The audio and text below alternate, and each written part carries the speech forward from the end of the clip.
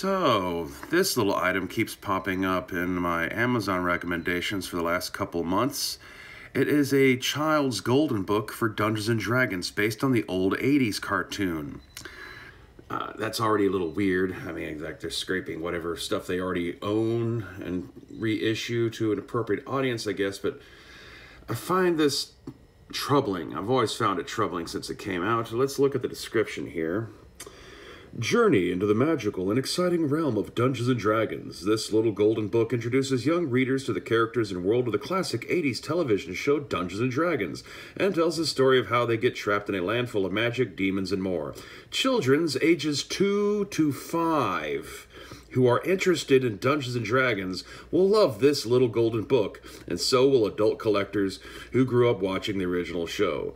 Little golden books enjoy nearly 100% consumer recognition. They feature beloved classic, hot licenses, and new original stories. The classics of tomorrow. Man, I guess we have to say something about this. So hey folks, it's your old pal King Waspinator, and welcome back to Total Party Skills! Yay! Today's episode is brought to you by the letter A. A is for ages 12 and up, by the way. Do you remember when role-playing games were marketed as being for ages 12 and up? That there's perhaps a reason why you want your kid to reach a certain level of maturity before you start throwing them into a game where they're asked to take on a pseudo-identity and interact with a massive sandbox political world full of monsters and nightmares and magic and 12-year-old hormones and just, I don't know. It's probably my least popular opinion that I've ever voiced on this channel, but I've always been iffy about people teaching their kids to play D&D at too young of an age. And regardless of how you feel about that, one way or the other, agree or disagree, what on earth is Hasbro doing selling stuff for 2-year-olds for Dungeons & Dragons? I mean, it's obvious why they would do so. They're a toy company. All they really know how to do is market to little babies. And so, of course, they want to market Dungeons & Dragons to little babies. Hook them young. Get them in. Before they realize that, you know, there's other options. Win that brand loyalty as soon as humanly possible. It's never too soon to turn your children into loyal consumers of big company brands like Dungeons & Dragons, Wizards of the Coast, and Hasbro. My God. I mean, considering all the things people like to talk about on the internet, are we going to say that a 2-year-old child can decide for themselves if they want to play a chaotic good elf ranger for the rest of their lives? Are they capable of making that kind of decision? I don't know. Obviously, you'll get the people out there who are like, well, you don't have kids. You shouldn't be making opinions on how I raise my children. Well, I should, because those kids are going to grow up, and then I got to live on the same fucking planet with them, as do the rest of us. This idea that people are not allowed to opine on children because they don't have children, or opine on parenting because they haven't been a parent, is bullshit, because all of us have been children and have had parents. And so one way or another, we all have an understanding of how these things work, and we all have our opinions on it. And regardless of your opinion on whether or not you think your little Timmy is a super genius, and even though he's 8, he's mature enough, you know it. He's a genius! Unless he's autistic, in which case, wrap him up in bubble wrap and don't let him ever be exposed to anything, ever! I don't know. Just it bothers me on some sort of principled level that Hasbro is selling golden books for 2-year-old babies to try to get them to play Dungeons & Dragons. A game full of demons, dark sorcery, interdimensional travel, you know, multiple dimensions, eldritch beings from beyond, and the ability to, you know, to seduce a barmaid so you can show them your drow. I feel like it's a slippery slope. I can't entirely blame Hasbro for being on this slippery slope, because the trends in the community themselves have potentially opened the door to this, because it's this increasingly younger and younger age range that they're looking for. Because it's all the company knows how to do. They only know how to sell shit to children. I remember it was about a year or two ago, I saw some news article or clip or something that was talking about, you know, the increasing amount of role-playing game clubs in elementary schools. And I think there's some controversy about, you know, like violence in the game and them having to, like, you know, change things. I think that's why they're shifting more towards sexual expression as opposed to combat. I mean, if you think about it, it comes down to also like why this effort to kind of subtly discourage most of the older players to go away.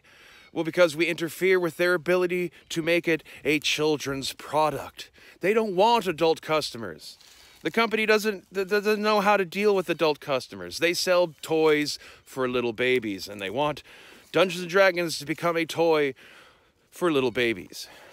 And that's it. I think there's the real key right there. It's behind everything. They don't care about people who have jobs and have, you know, a discretionate income that they can spend. They want little kids to whine at their mommy and daddy to buy them a Dungeons & Dragons action figure and let them play the Dungeons & Dragons game on their cell phone. That's the plan. And we have golden books as just a little omen of what's really going on. Of course, this is all my own crackpot mad theory of trying to guess what's the secret motivations behind the various things infecting our hobby. But, you know, also the fact that they're now trying to apply, you know, their standards of decency, not only to themselves, but anything that they can conceivably, you know, stretch that umbrella over. Well, you know, why would you have to be worried about decency unless you're trying to sell shit to little kids? It's the problem with most of the internet is, you know, a lot of the censorship on Twitter, YouTube, Facebook, all these places, Twitch, is all framed on this idea of we have to protect children. We don't want children to hear things that they shouldn't hear and get ideas into their heads. No, what about the children? And so, like, we're basically kind of turning our entire planet into a kindergarten on the off chance that some 5-year-old might see someone's YouTube video. You have to limit yourself. On the off chance that some kid that they encourage to get into role-playing games at way too early of an age then goes on and sees one of the more erotic, adults-only versions of these games. I don't think this bodes well. I mean, seriously, ever since Columbine, our society has been increasingly clenching its asshole over the idea of little kids saying the wrong stuff. And so, having a bunch of kids in an elementary school environment playing Dungeons & Dragons and talking about how, you know, they killed a goblin is going to read to teachers as some alarming sign that they're going to come back to the school with a weapon. And so they got to shut that down. You still want to sell your product, and, well, you know, if action is not available in order to get young people excited, you know what else does get young minds excited? Sexual titillation. And so, you know, how much of that to kind of explain why the shift towards the youth marketing has gone less about going on little, you know, dungeoneering delves to battle evil together, and is kind of just turning into just a bunch of stuff about, you know, expressing gender identity and, you know, pretend proms and stuff like that. This is the creature that they're trying to build. They know what they're doing. They just maybe not know if it works, but once again, this is why all of us adult gamers are expendable. They don't want us there at all because they want children. They want little tiny children to manipulate their parents into throwing money at stuff and then forget about it. They don't want just adults with discretionary income who actually question the quality of the product, because a 2-year-old doesn't know what quality is. A 2-year-old doesn't know their ass from a hole in the ground most of the time.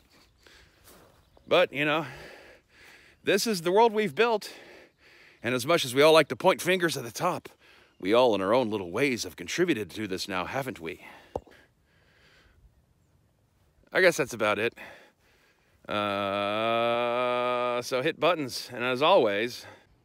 Y'all stay waspinated now, you hear?